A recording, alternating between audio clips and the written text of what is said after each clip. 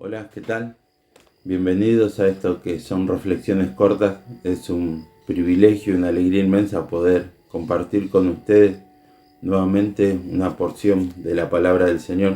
En esta ocasión quiero compartir con ustedes unos versículos que en esta semana tan especial me llevaron a meditar en lo que era el Señor Jesucristo, cómo su palabra describe cómo nació en un pesebre humilde entre animales, pudiendo haber usado Dios su poder para darle un mejor lugar. Lo hizo nacer humildemente y Él vivió de esa manera con un propósito, y creo que es el de enseñarnos a ser así. Trabajó como carpintero junto a su padre terrenal y vivió como una persona humilde. Se hizo hombre y empezó su ministerio en el momento que Dios le indicó. Pero estos días se celebra la última semana del Señor Jesucristo, que comienza, la Biblia lo describe como la entrada triunfal a Jerusalén, y culmina con la muerte y resurrección de nuestro Señor Jesucristo. Cuando meditaba en su palabra, a mí me llama la atención mucho que hay unos versículos que hablan de la humildad. Lo busqué qué significa en el diccionario, qué significa en la Biblia, y lo describen en todas maneras como una virtud, la virtud de la humildad. Y a mí me llamaba la atención porque los versículos que quiero compartirle, en Isaías 53, que describe el padecimiento de nuestro Señor Jesucristo. El capítulo 53 de Isaías y versículos 3, ahí arranca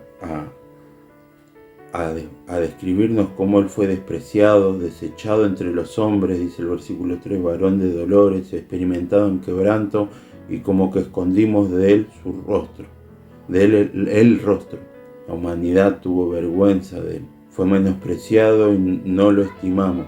No solo que la humanidad tuvo vergüenza, sino que no lo estimamos y lo menospreciamos. El versículo 4 dice: ciertamente llevó Él nuestras enfermedades y sufrió nuestros dolores, y nosotros lo tuvimos por azotado, por herido de Dios y abatido.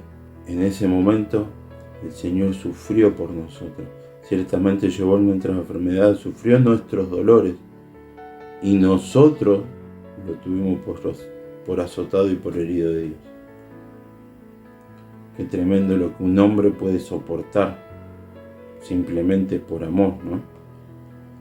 Mas Él herido fue por nuestras rebeliones, molido por nuestros pecados.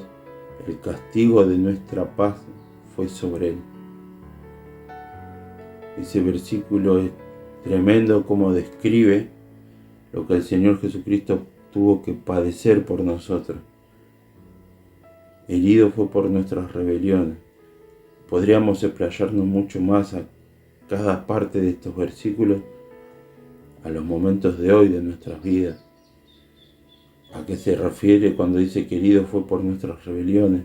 Hoy, cuando nosotros decidimos negarle, cuando nosotros decidimos darle la espalda, cuando nosotros literalmente, como dice el versículo, decidimos ser rebeldes ante lo que el Señor quiere enseñarnos y mostrarnos. Molido por nuestros pecados. En ese patio donde se burlan del Señor Jesucristo, donde Él recibe toda la humillación posible que podía soportar una persona, el castigo de nuestra paz fue sobre Él. Molido por nuestros pecados. Esos pecados que nosotros tendríamos que haber pagado, porque era nuestra culpa y nuestra mala manera de vivir. Dice, molido por nuestros pecados, el castigo, miren esta parte, el castigo de nuestra paz, para que hoy podamos tener la libertad, la tranquilidad y la paz de tener la certeza de una eternidad junto a Él. Él tuvo que cargar sobre sus hombros el castigo que toda la humanidad merecía. Hoy el mundo entero está metido en guerras, en complicaciones que solo los seres humanos podemos hacer cuando le damos la espalda a Dios Y nuestro Señor Jesucristo con su humildad recibió todo el castigo solamente por amor. Y la obra no hubiera estado completa sin lo que Juan describe en el capítulo 20, en la resurrección de nuestro Señor Jesucristo. Él venció a la muerte y allí termina la obra, allí completa la obra. Y yo me quedé con 2 versículos del capítulo 20, donde corren al sepulcro para ver qué había pasado.